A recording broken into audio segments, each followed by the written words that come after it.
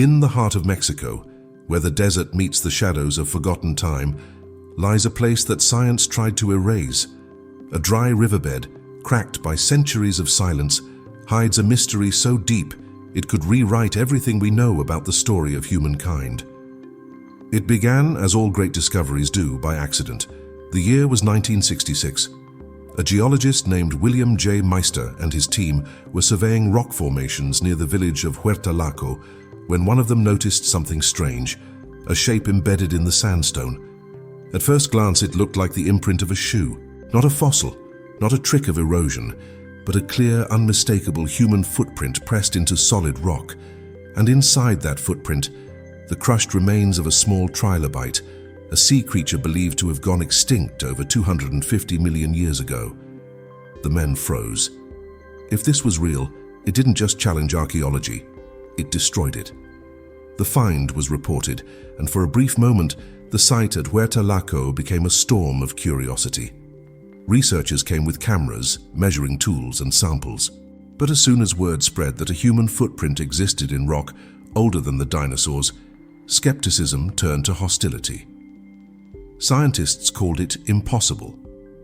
According to the timeline of evolution, the first humans appeared less than 3 million years ago, not 250 million.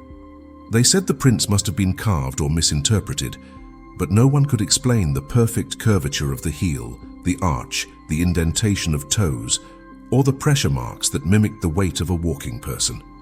When local newspapers began calling it the footprints of the gods, the academic world grew silent. The fossils were locked away, access to the site was restricted, and soon the story vanished from mainstream journals, yet not everyone forgot. A few independent researchers kept returning to Huerta Laco.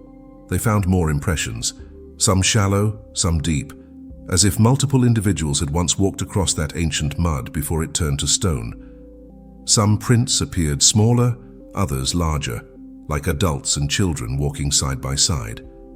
If the dating of the rock was correct, then whoever made those footprints existed long before mammals, before primates, before humanity as we know it. That single fact sent shockwaves through every established theory. For decades, Huerta Laco was dismissed as a hoax, but in private, even respected scientists admitted they couldn't fully explain it. The composition of the sandstone matched the Permian era, and embedded in it were traces of organic carbon, not from plants but from biological material compressed under ancient mud. So who made them? How could a human-like being walk across the earth in an age when no humans were supposed to exist? Was this proof of an unknown civilization, or evidence that intelligent life may have risen and fallen long before we appeared? In the 1970s, American researchers requested permission to revisit the site. They were denied. Officially, it was a closed geological reserve. Unofficially, whispers spread that the area was sealed off to prevent controversy, but silence only fuels curiosity. Decades later, high-resolution satellite scans of the region revealed a network of strange geometric patterns beneath the surface, structures that some believe are ruins buried in ancient sediment. For the people who live near Huerta Laco today, the story has become part of their identity. Old farmers still tell their children about the day the earth opened to reveal the mark of the first people. In local folklore, they are called Los Caminantes, the walkers, beings who lived before history, who vanished when the world began again. Science may call it myth, but myths, like fossils, are records written not in ink, but in memory. By the late 1990s, a few preserved casts of the footprints surfaced in private collections. One even displayed briefly in a small museum before being quietly removed. The label under the glass simply read, "Imprint Huerta Laco, age uncertain." Uncertain. That word has haunted this discovery for 60 years. Was it an ancient prank written in stone, or undeniable proof that our history is far older than we've been told? In the next chapter, we follow the trail of the scientists who risked their careers to uncover the truth, and the mysterious disappearance of the original Huerta Laco fossils. Stay tuned, because in part 2 the mystery deepens. For decades, the site at Huerta Laco lay silent, a forbidden scar on the timeline of history. After the first discovery in 1966, the scientists who studied it either retracted their papers, lost their funding, or quietly disappeared from the public eye. It was as if the Earth itself had whispered something the world wasn't ready to hear. By the late 1970s, a young Mexican geologist named Dr. José Ortega decided to reopen the case.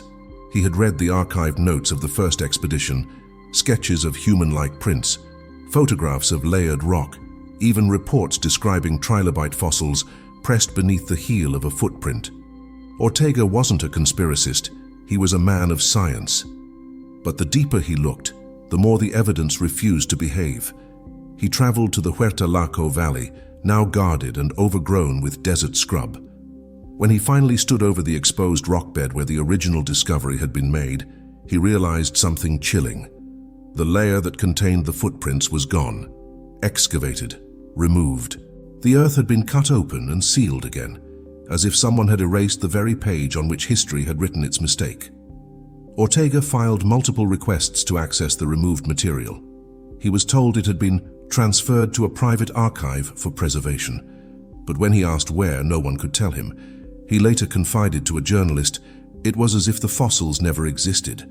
The records vanished as quickly as the prints themselves. Still, fragments of truth began to surface.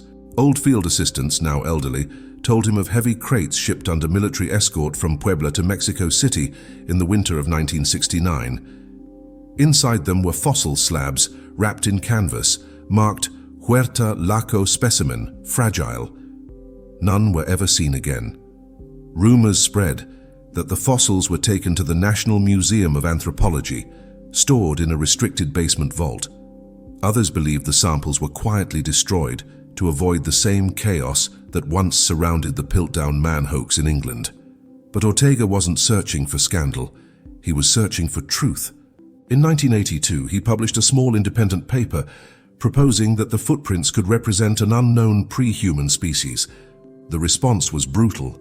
He was called a fraud, an embarrassment, and within a year, his career collapsed. And just like that, another name was buried alongside Huerta Laco. But science doesn't end when people stop talking. It ends when evidence disappears. And the most haunting part of this mystery is that someone made sure it did. In the 1990s, declassified documents from Mexico's National Institute of Anthropology revealed brief mentions of fossilized anthropomorphic impressions inconsistent with known geological strata. The location, Puebla, the year 1966. The description was identical to the Meister footprint report. A pattern was forming, the kind that truth leaves behind when it's been carefully erased. Modern researchers who've tried to revisit the region have been met with silence. Requests for access are ignored, and drones are restricted. But from above, satellite imagery shows faint outlines, perfectly symmetrical, rectangular formations half buried in the dust. They look less like natural formations and more like foundations, as if an ancient structure once stood there long before recorded time. So what if the impossible was true? What if intelligent life existed on Earth long before us, and the evidence was never lost, only hidden? Because history is not a straight line, it's a circle, repeating, erasing, beginning again. Tourists report hearing strange metallic echoes near the dry riverbed at night, as if something deep underground shifts when the wind changes. Others claim to have found fragments of polished stone tools buried in nearby cliffs. Today, Huerta Laco remains sealed, a fenced-off patch of earth under government protection. No official excavations are allowed, but every year, a handful of explorers risk arrest to search its sands, chasing what might be the oldest secret of all time. If even one of those footprints is genuine, then human history as we know it is wrong by more than 200 million years. That would mean something very much like us walked the earth long before the dinosaurs, before evolution said we should exist. Maybe they were the first. Maybe we are their return. And maybe, somewhere deep below that Mexican desert, the story of the first people still lies waiting, silent, ancient, and forbidden.